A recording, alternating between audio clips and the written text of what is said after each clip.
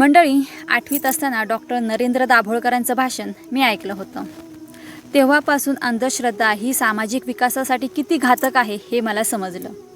अज्ञान, अशिक्षितपणा यामुळे पूर्वी समाजामध्ये अंधश्रद्धा पसरली होती. ठीक आहे, पण आज आपण 2024मध्ये वावरतोय. आजही अंधश्रद्धेची कीड जर कुठे समाजात लागली असेल तर आपण सुशिक्षित समाज आणि विकासाच्या नावावर पूर्णपणे फेल आहोत.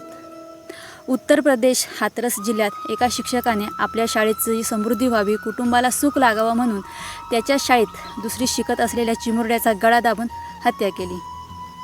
आता शिक्षण अधिकाऱ्यांनी या शाळेला सील लावले आणि 5 आरोपींवरती गुन्हा दाखल केलाय.